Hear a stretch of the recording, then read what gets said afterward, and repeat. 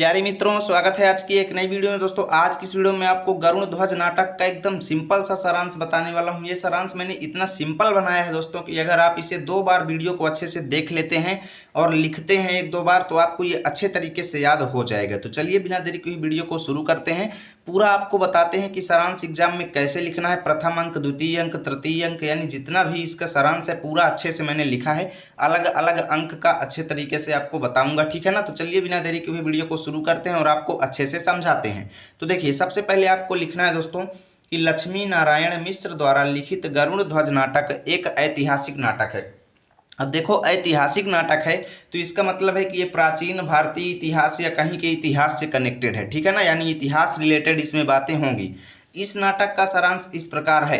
उसके बाद यहाँ पर हम प्रथम अंक डालेंगे। अब देखिए, अगर एग्जाम में आपसे पूरे नाटक का सारांश पूछा जाए, ऐसा प्रश्न आए कि भाई गरुड़ ध्वज नाटक का संक्षिप्त सारांश लिखिए, तब आपको पूरा लिखना पड़ेगा, ठीक है। या फिर अगर ऐसा आ जाए प्रश्न कि प्रथम अंक का लिखो तो केवल प्रथम अंक का लिखेंगे, अगर द्वितीय का पूछेगा तो केवल द्वितीय का लिखेंगे, ठीक है।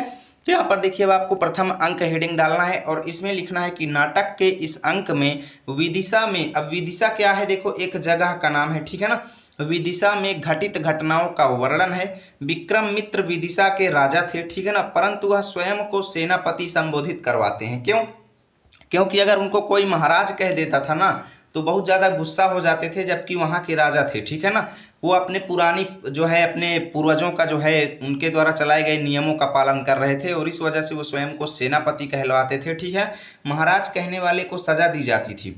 विक्रमित्र ने वासंती नामक एक युवती का उद्धार किया, क्योंकि वासंती के पिता, देखो वासंती कौन थी, एक स्त्री थी जिसको उन्होंने बचाया, ठीक है ना। क्या किया? उसका उद्धार किया, क्योंकि उसके पिता जो थे, वासंती के पिता जो थे, उसे किसी यवन को सौंपना चाहते थे। अब यवन देखो एक प्रकार की जाति थी, प्रजाति थी, ठीक है ना, एक प्रकार के लोग ही थे यवन, तो उसको सौंपना चाहता था, जबकि वसंती किसी दूसरे से प्रेम करती थी। और इसमें विक्रमित्र ने मदद किया और वसंती को वहां से बचा लिया, ठीक है।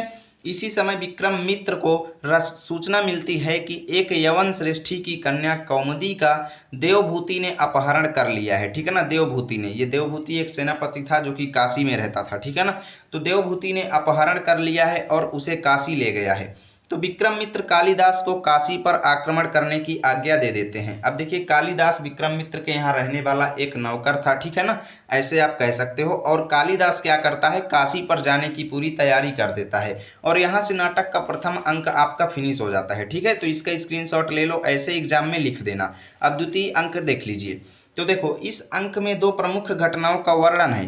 प्रथम घटना में तक्षशिला के राजा अंतलिखित का मंत्री, देखो कौन थे तक्षशिला के राजा? तक्षशिला के राजा थे दोस्तों अंतलिखित, ठीक है ना, ये उनका नाम है। तो अंतलिखित का मंत्री कौन था? हलोदर, ये भी एक नाम है, ठीक है ना। तो अंतलिखित का मंत्री हलोदर विक्रमित्र से मिलता है और विक्रमित्र से बात करके आपसी विवादों को हल करके चला जाता है। देखो, सबसे पहली बात यह है दोस्तों कि विक्रमित्र के राज्य और तक्षशिला के राज्य में कुछ आपसी विवाद हो गए थे और उन्हीं विवादों को वो युद्ध के द्वारा सॉल्व करना चाहते थे। परंतु वहां पर तक्षशिला के राजा ने क्या किया कि एक हलोदर मंत्री को भेज दिया और वो आकर के विक्रमित्र से बात करके युद्ध ना करवा के आपसी विवादों को बातचीत में ही हल कर लिए, ठीक है ना, यानी कि युद्ध ना हो और आपसी विवाद जो है सुलह होकर के सॉल्व हो जाएं, और वो हो गए।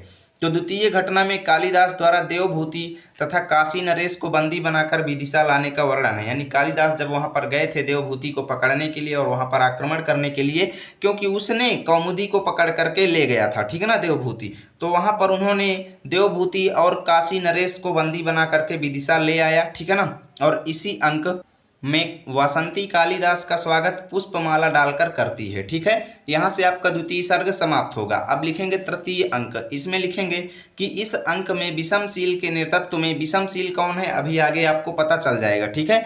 विषमशील के नेतृत्व में वीरों द्वारा मालवा को शकों से मुक्त करवाने का वर्णन है। मालवा भी एक जगह का नाम है, ठीक है। तो मालवा को, शकों कौन थे? शक भी एक प्रकार की प्रजाति थी। शक हो गया, हूण हो गया, यक्ष हो गया, गंधर्व हो गया, ये पुरानी जातियां थी भारत में जो चलती थी, ठीक है ना। तो उन्हीं शकों से मुक्त करवाने का वर्णन किया, ठीक है। और विषमशील के शौर्य के कारण अनेक राजा उसके समर्थक बन जाते हैं। इसी अंक में विषमशील के युद्ध जीतने का वर्णन है। अंततः वासंती की शादी कालिदास के साथ कर दी जाती है तथा विषमशील का राज्याभिषेक हो जाता है। कालिदास को मंत्री बना दिया जाता है विषमशील के राज्य में, ठीक है।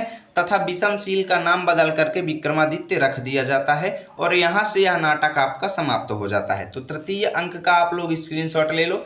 ऐसे एग्जाम में आपको लिखना है पूरे नाटक का सारांश, अगर पूछता है तो अलग अलग, पूछता है तो अलग अलग लिखेंगे। और यहाँ से आपका सारांश खत्म होता है। वीडियो जो है इसकी पीडीएफ अगर आपको चाहिए तो टेलीग्राम पर जाएं, लर्न विथ आरपी लिखें, हमारा चैनल आएगा, उसको ज्वाइन करें, वहाँ पर इसकी फ्री पीडीएफ आप लोगों को मिल जाएगी। वीडियो अच्छी लगी है तो लाइक करना, दोस्तों के साथ शेयर भी करना, ताकि रोजाना की ऐसी वीडियो आप तक सबसे पहले पहुँचे।